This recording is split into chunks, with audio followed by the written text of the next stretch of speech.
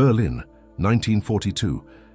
The city pulsed with an artificial rhythm, a mechanical heartbeat synchronized to the march of boots and the hum of distant engines. Smoke rose like grey prayers from the chimneys of factories, curling through the frozen air and merging with the heavy clouds that hung low over the Reich's capital. Every corner reeked of discipline. The posters of the Führer's profile, the polished uniforms, the metallic clang of trains carrying nameless freight eastward.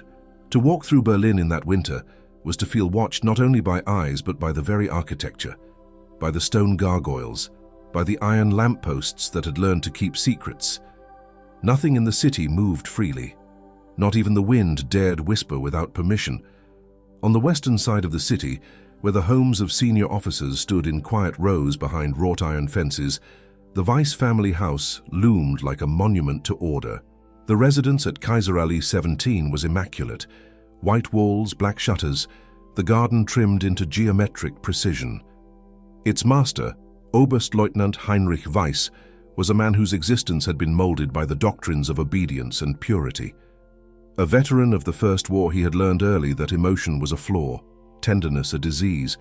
His blue eyes, pale and cold, had long forgotten how to soften. Inside his house, there were rules as rigid as those in his regiment. The meals began and ended on schedule. The curtains closed at precisely 8.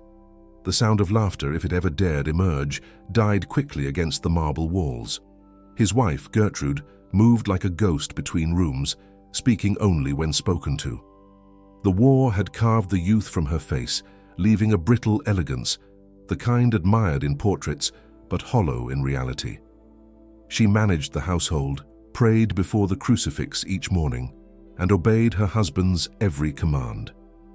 Their daughters, Lieselotte and Greta, were his pride, his proof that he had not failed as a patriarch of the Reich. Lieselotte, 21, was the image of composure, tall, fair-haired, with the sharp cheekbones her father considered a mark of racial purity. Greta, 2 years younger, had softer features and a spirit that trembled between obedience and curiosity. Both had been raised under the strict gaze of a man who believed women were reflections of male discipline, not individuals of their own. Yet beneath the surface of this house, beneath the spotless floors and military order, something trembled, a secret pulse that defied the coldness above.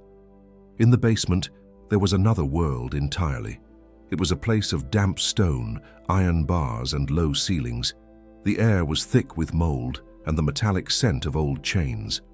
There, Heinrich kept a small group of prisoners temporarily, men captured from the east before their transport to labor camps. Officially, they were temporary detainees, but everyone in the household knew better than to ask questions. The servants whispered that the walls below the house absorbed screams when the city slept. At first, the daughters were forbidden to go near the basement, but war erodes curiosity into defiance. It began innocently, the echo of footsteps, the clinking of chains heard late at night. Lieselotte was the first to descend, candle in hand, driven by something she didn't yet understand. What she found were men reduced to silence, their bodies thin and their eyes brighter than the flames that lit them. One of them, a Frenchman named Antoine Mercier, looked at her not with hatred, but with a kind of resigned dignity. That gaze, human and unbroken, pierced through years of indoctrinated belief. It lingered with her long after she climbed back upstairs. Days later, Greta followed. Her visits were different, hesitant, nervous, yet guided by compassion. She brought bread wrapped in napkins, small acts of rebellion disguised as kindness. One prisoner, a Polish man called Marek, accepted her gifts with trembling hands. He never spoke, perhaps because he didn't know the language, or perhaps because words had become dangerous. Yet his silence was eloquent, filled with the language of suffering that Greta had never heard spoken before. Outside, Berlin burned in its own fever. The Allied bombings grew more frequent. The nights flashed red through blackout curtains. In those moments, as the air raid sirens wailed and the city trembled, the sisters found a strange intimacy with the darkness below their feet. The war had blurred every moral boundary, and what was once forbidden now felt alive, necessary, an act of defiance against the machinery of death that surrounded them. Lieselotte's fascination with Antoine deepened into something neither of them could name. She began sneaking into the basement after curfew, whispering through the bars. He would tell her in broken German about the vineyards of Bordeaux, about the scent of rain on the fields he would never see again. For the first time she felt seen not as a daughter of the Reich, but as a woman, fragile, flawed, alive. Each night, the conversations grew longer, the distances smaller, until one evening the lock on the cell door was quietly turned, and the unthinkable happened. Greta, too, felt her world shifting. She would linger by the narrow window at the top of the basement stairs, listening to the murmurs, imagining warmth where there was only frost. The sisters rarely spoke of it openly, but they shared a silent understanding, a rebellion born not of politics, but of hunger for humanity. The walls of their home, once symbols of security, now felt like the bars of a cage. They were prisoners too, only theirs was a prison of duty, not chains. Upstairs, Heinrich continued his routine, unaware or unwilling to see what stirred beneath his own feet. He was occupied with reports, inspections, and the endless bureaucracy of war. Each morning he polished his boots until his reflection glared back at him, a ritual that reminded him of control in a world collapsing into chaos. Yet, behind his precision, a crack was forming, a sense that his perfect order was slipping. He began noticing small things, the missing bread from the kitchen, the faint scent of perfume in the basement corridor, the way his daughters averted their eyes when he spoke of loyalty and honor. Berlin itself mirrored that tension. The city was decaying under its own weight, outwardly disciplined, inwardly rotting. Corpses of ideals lay hidden under uniforms, and beneath the patriotic songs there was an unspoken dread. The people smiled at parades, saluted flags, and whispered to no one. Every victory on the radio felt hollow, every speech another layer of illusion covering a nation that had already begun to consume itself. One evening as snow fell outside and the wind carried the distant echo of artillery, Lieselotte stood at the basement door longer than usual. She felt the pulse of her heart matching the rhythm of the sirens. She descended the stairs slowly, candle trembling in her hand, her breath shallow. When she reached the bottom, Antoine was there, frail, feverish, but smiling faintly. She knelt beside him and for a moment forgot the world above. Her fingers brushed his face, cold yet alive. It was the most human thing she had ever done in a house built on inhumanity. That night, as the city burned under the winter sky, two daughters of an SS officer found warmth among the condemned, and in that fleeting warmth they sealed their fate.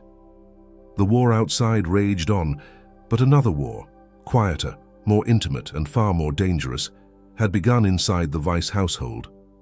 What neither Lieselotte nor Greta knew was that walls in Berlin had memories, and in 1942 every secret eventually found a listener.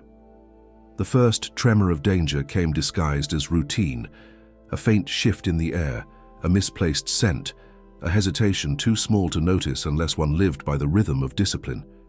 In the Weiss household, where silence had long replaced affection, such details were everything. On a grey morning in February, Unteroffizier Karl Müller, the assistant assigned to oversee the household's security, descended into the basement to inspect the storage inventory. He was a man of 30, sharp-featured and painfully loyal, one of those men who believed that loyalty to the Reich was holiness itself. As he opened the heavy wooden door, his nostrils caught something alien to the stale air of confinement, a soft trace of perfume, faint but undeniable, the kind that clung to young women and sin. He froze. For a moment he said nothing, but as he ran his gloved fingers across the rail of the staircase, he found a thread of golden hair stuck to a splinter in the wood.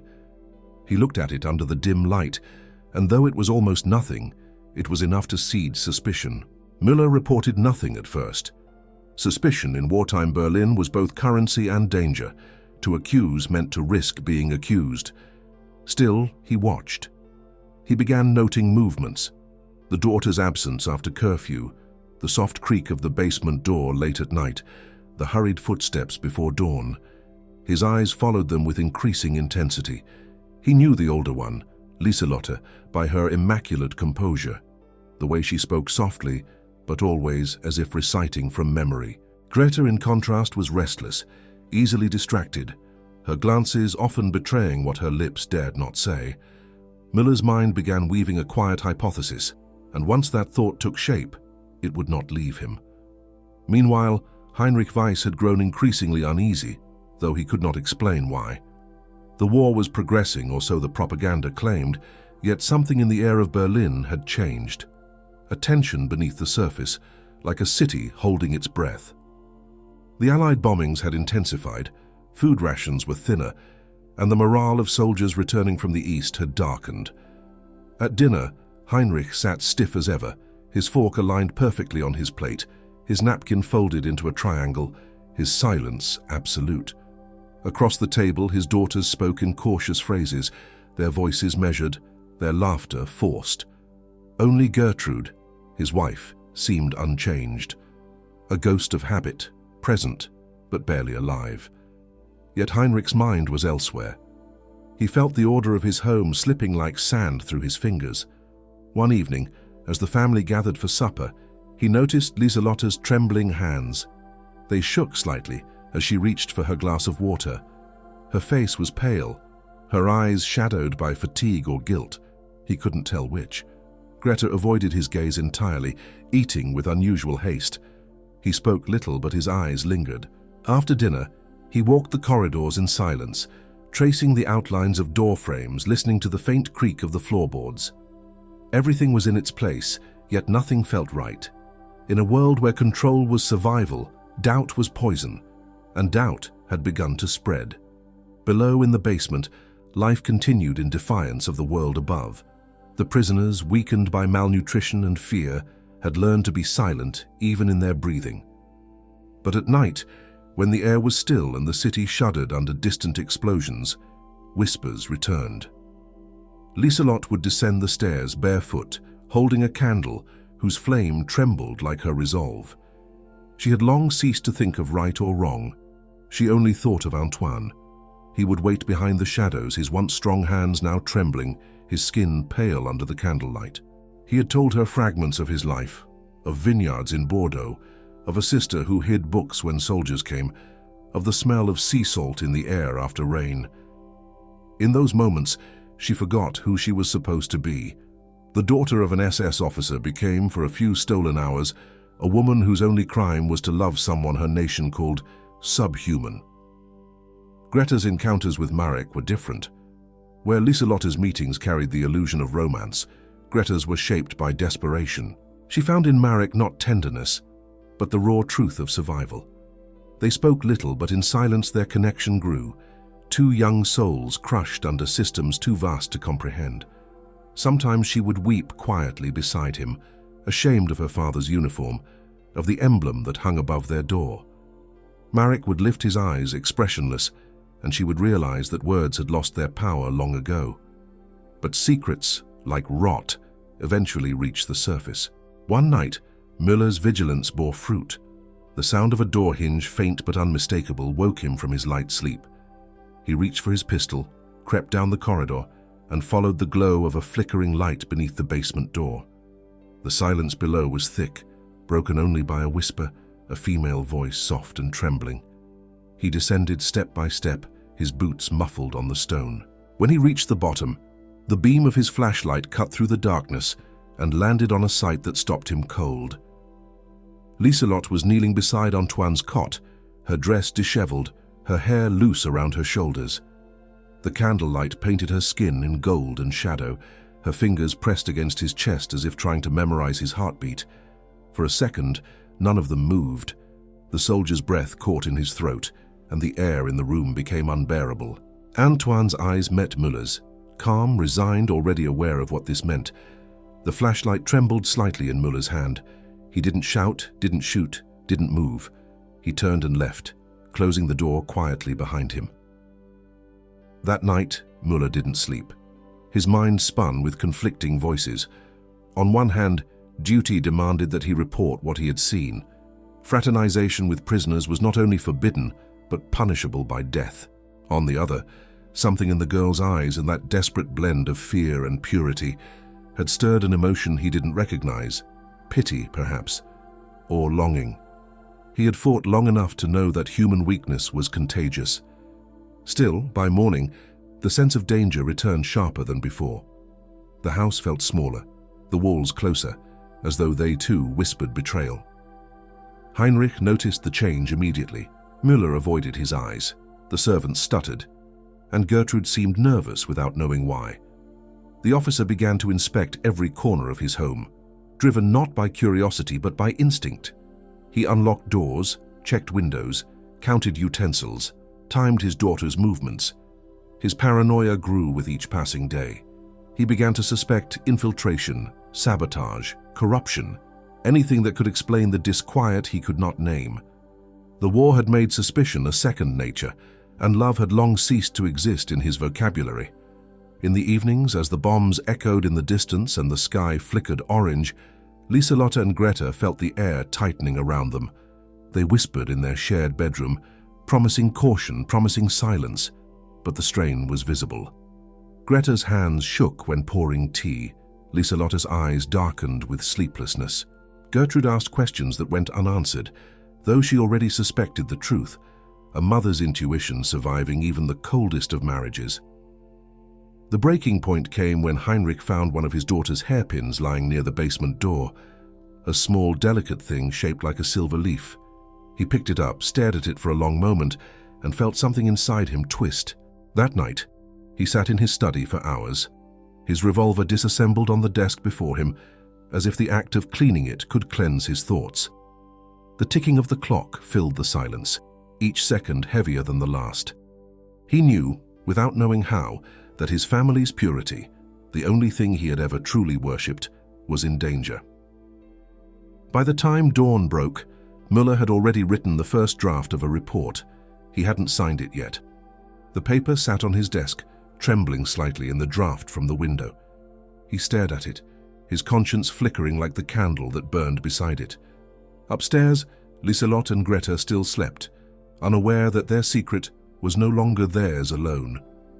And somewhere in the distance, Berlin exhaled smoke from another night of bombing, the city itself coughing up its sins, one secret at a time.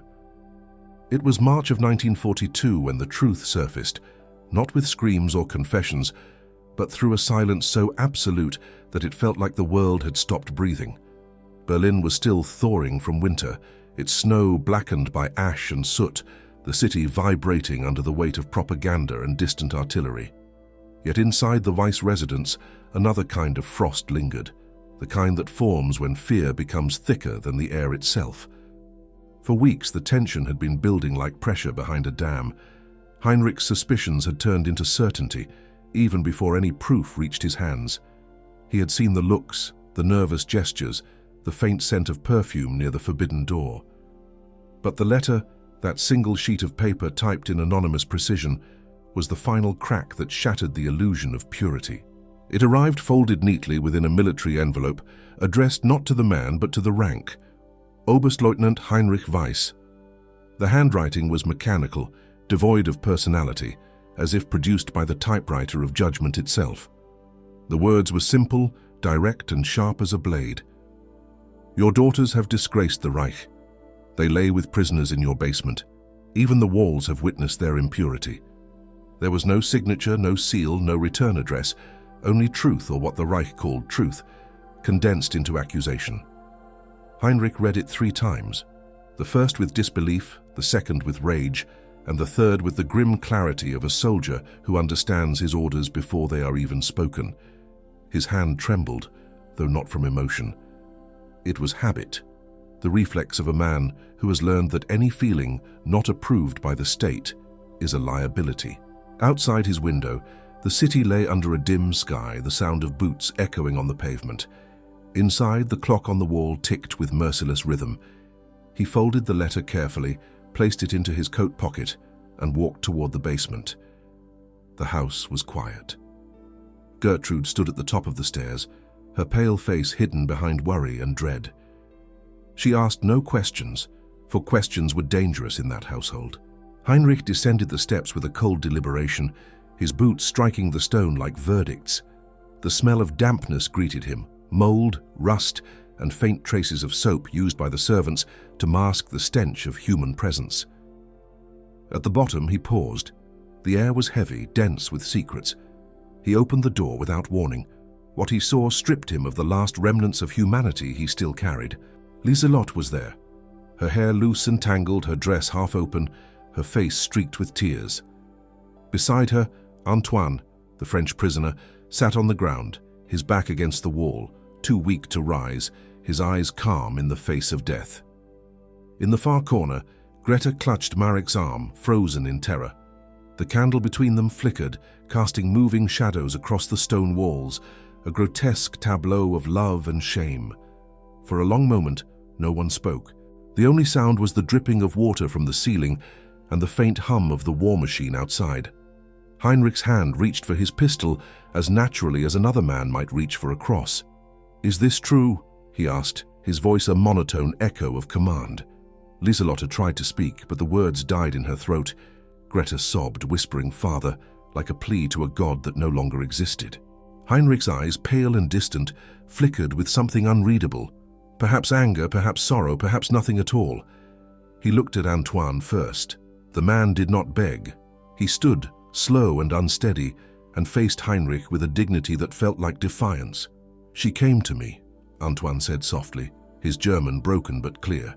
"She wanted to understand." Heinrich struck him across the face with the pistol, a blow so sharp that Liselotte screamed. "Understand?" Heinrich roared, his voice cracking through the silence. "You have defiled my blood, you are filth, and she is dead because of you." The gunshot came before thought, before mercy. Antoine fell backward, his body twisting unnaturally, his head striking the stone floor with a hollow thud. Greta cried out. Liselotte collapsed beside the body, clutching him, shaking him, as if her hands could pull him back from the abyss. Heinrich stood motionless, the pistol still smoking in his hand. He looked at what he had done not as a father, but as a soldier fulfilling duty.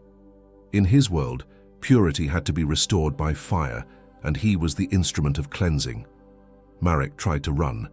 He didn't make it to the stairs.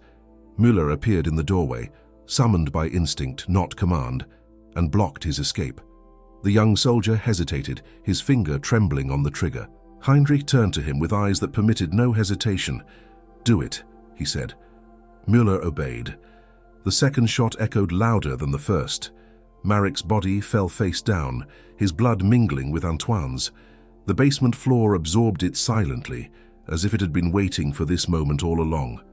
When it was over, the silence returned, thicker, deeper, suffocating. Heinrich lowered his pistol and stared at his daughters. Liselotte was on her knees, her hands red, her eyes empty. Greta crouched in the corner, trembling, whispering prayers to a god who had abandoned Berlin years ago. For the first time, Heinrich's mask cracked, not visibly. His face remained cold, his movements precise. But inside, something broke beyond repair. He turned away, holstered his weapon, and walked up the stairs without another word. He did not look back. Müller lingered. He watched the two women cry over the bodies, watched the flicker of the candle dying between them, and felt a chill that no uniform could protect him from. He wanted to speak, to apologize perhaps, but words were useless in that place. Instead, he simply turned off the light and left them in the dark. By dawn, the soldiers arrived. 2 trucks parked discreetly behind the house, their engines humming softly. The bodies of Antoine and Marek were wrapped in burlap sacks and carried away without ceremony. No one asked for names, no one recorded the act. It was not murder, it was procedure.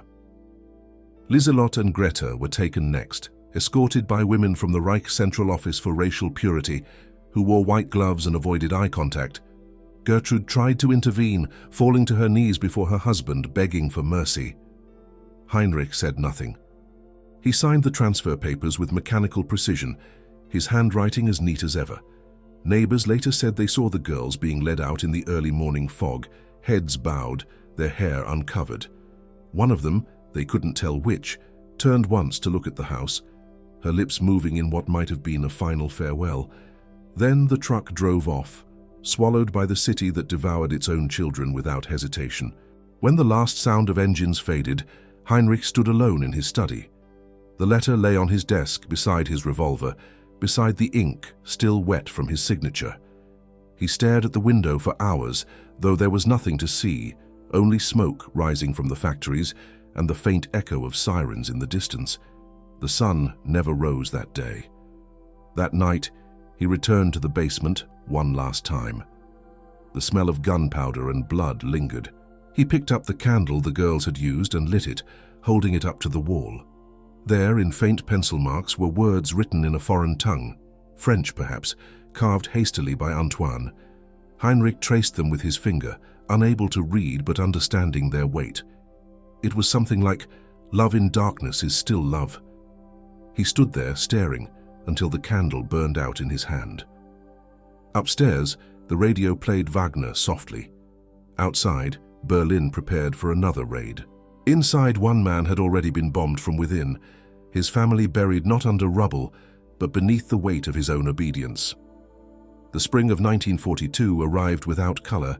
The trees in Berlin bloomed reluctantly, their branches trembling under a sky perpetually gray, as if even nature refused to flourish beneath the weight of the Reich. In the vice residence, silence had become the only living thing left. It crawled through the hallways, settled in corners, and pressed against the windows like invisible frost. The once impeccable house now felt cavernous, emptied of warmth and filled instead with echoes, the ghostly remnants of laughter that no one dared remember. The faint ticking of the clock replaced the sound of human presence, and every tick felt like a nail sealing the coffin of memory. Heinrich Weiss lived in that silence, like a man entombed while still breathing. He went through his routines as though they were military orders, written by an invisible superior. Each morning, he shaved with precision, buttoned his uniform with ritualistic care, and inspected his boots until they reflected the emptiness of his eyes.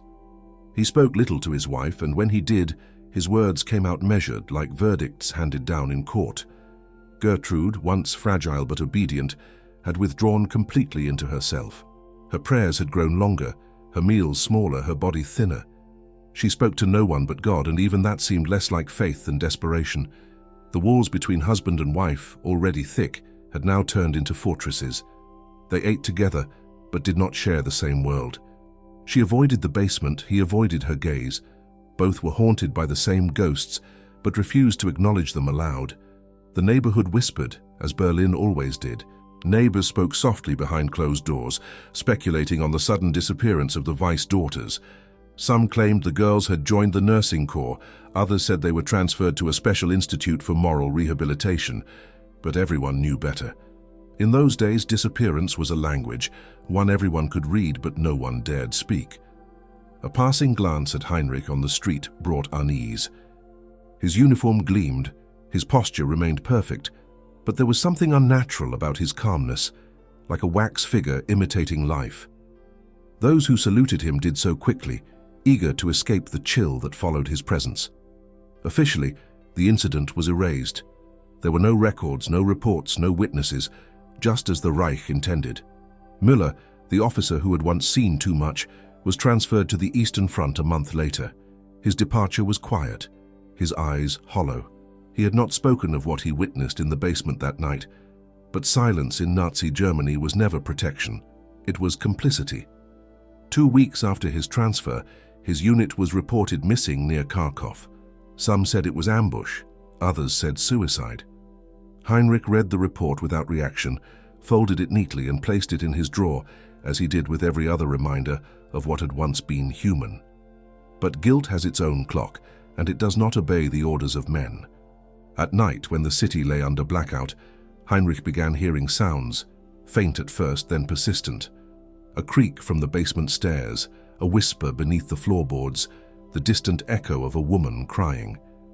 He tried to rationalize them as the wind or the settling of old wood, but deep down he knew better. Each sound was a memory demanding recognition. Sometimes he would wake drenched in sweat, the smell of gunpowder and blood filling his lungs, though no shot had been fired. He would rise, descend into the basement and stand in the dark, staring at the stains that no amount of scrubbing could remove. The air there felt heavier than elsewhere, as if soaked in grief. Once, he thought he heard someone humming, a melody faint and familiar, something Liselotte used to sing while brushing her hair. He lit a candle, but the light only deepened the shadows. There was no one, only the past. Meanwhile, Gertrude's health declined rapidly. Her hands shook when she poured water. Her steps faltered as she crossed the hall. She began talking to her daughters in her sleep, calling their names softly, as if expecting them to answer. One evening, Heinrich found her sitting by the window, her face turned toward the street, murmuring, "They will come home, I know they will." He didn't correct her. Instead, he stood in silence behind her, watching the reflection of his uniform in the glass, realizing how grotesque it looked. The black fabric, the insignia, the symbols of purity that had destroyed everything they once loved. For the first time in his life, he felt the unbearable weight of obedience, but it was too late to rebel. Even repentance had become a crime. Outside their walls, the war intensified. The bombing raids grew more frequent, and each explosion reminded Heinrich of the thunder that followed his pistol shot that night. The city shook, yet his house remained standing. An irony that gnawed at him daily. Others lost homes, families, limbs, and hope. He had lost his soul, and it still lived to haunt him. When the air raid sirens wailed, he no longer sought shelter. He would step into the garden and look up at the fiery sky, welcoming the possibility of annihilation. But fate, cruel as ever, spared him each time. The bombs fell elsewhere, and Heinrich Weiss continued breathing, cursed to live in the ruins he had built himself. Months passed. Letters arrived from the front, reports to sign, medals to authorize. Life resumed its mechanical rhythm, yet the absence of his daughters hung in every corner of the house like dust that could never be wiped away. Their rooms remained untouched. Gertrude refused to change anything. The dresses still hung in the wardrobe, the brushes still lay on the vanity, the faint smell of perfume lingering in the air as if time had stopped there. Sometimes Heinrich stood at their door, hand resting on the frame, unable to enter. Once he did. He stepped inside Lieselotta's room and sat on her bed, staring at the small notebook on the desk. It was locked, but the key lay beside it. He opened it. Inside there were fragments, sketches of faces, notes written in French, and a single dried flower pressed between the pages.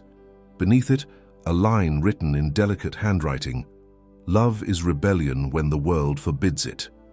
Heinrich closed the notebook, his throat tightening, and left without taking it. That night he burned his uniform jacket in the fireplace, but even the flames seemed to judge him. By 1943, the war had turned. Rumors of defeat circulated quietly, and Berlin began to taste its own vulnerability. Heinrich continued to serve, though his loyalty had hollowed into routine. He was summoned to a disciplinary hearing in late summer. Someone had questioned the inconsistencies in his household's prisoner logs. The investigation was brief, but thorough. The missing entries were dismissed as clerical error, though whispers suggested otherwise. One officer asked casually about his daughters. Heinrich replied, "They are serving the Reich in their own capacity." The man nodded, satisfied with the lie, unaware of its truth. The Reich no longer cared about morality, it cared only about survival. That same year, Gertrude collapsed in the church during Mass. She was buried 3 days later under a modest cross. Only Heinrich attended. No priest dared to speak the daughters' names. The ceremony lasted 11 minutes. When it ended, he remained by the grave long after everyone had left, staring at the freshly turned earth as if expecting it to move. He whispered something, perhaps an apology, perhaps nothing at all, and then walked home through the fog. That night, he dreamed of the basement again. The walls were bleeding. The candlelight flickered, and from the darkness, 2 voices whispered, "Father, we forgive you." When he awoke, his pillow was damp with tears he would never admit to shedding. In the years that followed, Heinrich Weiss became a relic, a man left behind by history, living in a city that no longer recognized him. The war ended, the Reich fell, and with it, the myths he had lived by. Allied soldiers entered Berlin, and one of them found a small photograph inside his desk drawer. Lieselotta and Greta, smiling in a garden long destroyed. On the back, in handwriting shaky but legible, Heinrich had written, "May silence bury what words cannot cleanse." He was last seen walking toward the ruins of the Kaiser Ali Bridge during the final weeks of occupation. His body was never found. Some said he fled. Others said he drowned himself in the river that cut through the dying city. But in that house, now abandoned, windows shattered, walls cracked, the basement remained intact. Locals swore that on quiet nights, when the wind crawled through the ruins, one could hear faint voices beneath the earth, the sound of a woman humming, the echo of footsteps descending the stairs, and the faint, rhythmic ticking of a clock that no longer existed. And so the silence endured, not as peace but as punishment. The war ended not with triumph, but with exhaustion. Berlin lay shattered, its bones exposed beneath the grey light of 1945. Buildings that once proclaimed strength and purity now stood gutted, their facades peeled away, revealing the fragility beneath. The streets were rivers of debris, the air smelled of ash and surrender. The Reich, once the architect of order, had crumbled into chaos, and its disciples wandered through the ruins like ghosts who had lost even the memory of their sins. Amid the desolation, stories began to resurface. Fragments of lives erased, whispers of atrocities too vast to comprehend. Among them, one name appeared in a report filed by the Allied forces. Oberstleutnant Heinrich Weiss, last seen in April, vanished without trace. To some, he was a casualty of the collapse. To others, he was proof that guilt sometimes chooses its own punishment. The Weiss house still stood, miraculously untouched by bombs, though it no longer belonged to anyone. Its white walls had faded to the color of dust, its iron gates rusted shut. Soldiers entered it one afternoon in June, curious about the rumors of a high-ranking officer's estate left behind. They found the rooms orderly but lifeless, furniture covered in sheets, photographs missing from their frames, the faint scent of mold and decay clinging to the air. In one of the bedrooms, they discovered 2 dresses neatly folded on a bed, each accompanied by a single pair of shoes. On the desk lay a closed diary, its cover brittle from time. None of the soldiers could read German, but one of them, a Frenchman named Corentin, recognized a few words. Antoine, Lumière, pardon. He paused, realizing that even in this place of discipline, the language of the heart had left its mark. They descended into the basement next, where the air grew heavy, thick with history. The light from their torches danced across the stone walls, revealing faint stains and scratches that no passage of years could erase. "This is where it happened," one of them muttered in a low voice, though he couldn't say how he knew. On one of the walls, half buried under grime, someone noticed a sentence carved shallowly into the surface. It was in French again, barely legible. "L'amour ne meurt pas dans l'obscurité. Love does not die in darkness." Corentin stood in silence before it, his throat tightening. He didn't know who had written it or when, but in that moment he felt he was standing before something sacred, not holy in the religious sense, but in the human one. The house was sealed soon after, marked as unsafe, another relic of a past too contaminated to preserve. But for those who had entered, something lingered. The sense that time itself had paused within those walls, that the voices of the condemned and the broken still vibrated in the air. When the Allied administration began cataloguing war crimes and testimonies, the Weiss family appeared briefly in a footnote. SS officer, family missing, house confiscated. No further detail. The bureaucracy of history has no patience for ghosts, yet ghosts, unlike files, do not fade. In the post-war years, fragments of the sisters' lives began to re-emerge in unexpected places. A convent in southern Bavaria reported the death of a young woman named Lieselotte W., who had arrived pregnant and delirious in the spring of 1943, claiming to have been purified by pain. She died in childbirth, leaving behind a stillborn child and a locket containing a photograph of a French soldier. A few months later, records from a forced labor camp near Saxony listed a Greta Weiss, deceased cause infection. The notes beside her name were clinical, indifferent, another body in an empire of death. No one connected the two names to the same father. The Reich had made sure of that. As the decades passed, Berlin rebuilt itself. The city grew new skin over its scars, and the ruins of the old world became foundations for another. Streets changed names, The air smelled different. Children played where soldiers had once marched. Yet beneath the cobblestones the old bones remained. The new citizens never spoke of the Vice House, but some remembered walking past it as children, a building that seemed to breathe even when no one lived inside. They said that on cold nights, when fog rolled in from the river, the sound of a piano could sometimes be heard coming from within, playing a melody too slow, too sorrowful to belong to the living.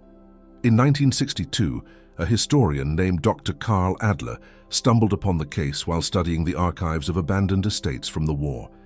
The address caught his attention: Kaiser Allee, 17. He found the property reports, the confiscation documents, and one last military dispatch signed by Heinrich himself, dated weeks before the collapse of Berlin. It contained a single line under remarks: "Order restored." Adler, intrigued and disturbed, visited the site. The house was a hollow shell by then, the roof partially collapsed, nature reclaiming what obedience had once sterilized. In the basement, he found the French inscription still visible beneath the grime. He took a photograph, which decades later would appear in his book, Silent Houses of the Reich. The caption read, "This inscription was found in the residence of an SS officer whose daughters were executed for acts of compassion. The father vanished soon after. The walls remembered what men tried to forget."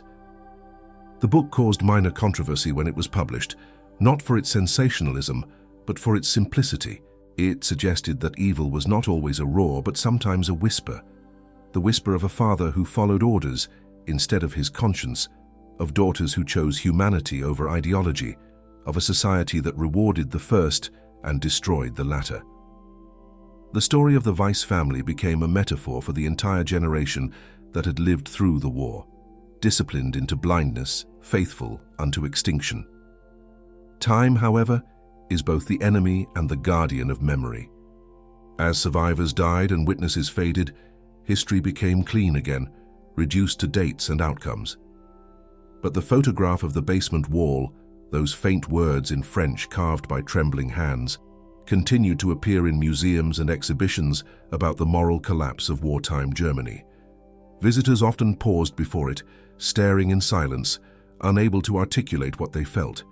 Some saw guilt, others saw love. A few saw both and wept. In 1987, a letter surfaced in an antique shop in Munich, found tucked inside a hollow frame sold among war relics. It was unsigned, written in shaky handwriting, but unmistakably that of an older man. It read, "They told me I served honor. I served fear. I told myself I protected my country. I destroyed my home. There are no orders that cleanse the hands of a father who betrays his own blood. If these words reach anyone, let them stand as confession, not redemption. The dead require truth, not forgiveness." The signature had been cut away, but the initials HW were faintly visible on the paper's edge. Today, few remember the name Heinrich Weiss, and fewer still know the faces of his daughters, but their story, like so many others buried under rubble and shame, lives quietly in the corners of history, in the silence between official narratives, in the spaces where facts end and humanity begins. It is not a tale of heroes or villains, but of people, fragile, obedient, fearful, and yearning, who found themselves caught in the machinery of a war that demanded the sacrifice of conscience itself. And so, as this forgotten chronicle closes, one truth remains. The war did not end when the bombs stopped falling. It continues in every generation that forgets. It lingers in every act of obedience that silences compassion, in every institution that rewards cruelty disguised as order. The Weiss family is not merely a relic of a monstrous past. It is a mirror. This was only one story among thousands buried by the smoke of that war. One house among millions turned into graves. One father who mistook loyalty for virtue. One daughter who mistook love for salvation. And one truth that refuses to die. Silence, when it protects the cruel, becomes complicity. If you have listened this far, if you have followed this descent into the heart of what humanity once was and can become again, then do not let it end here. Share this story. Remember the forgotten. Speak their names, even when history tries to erase them. Because this was only one of the countless truths buried by time, And silence, if left unbroken, will bury the next one too.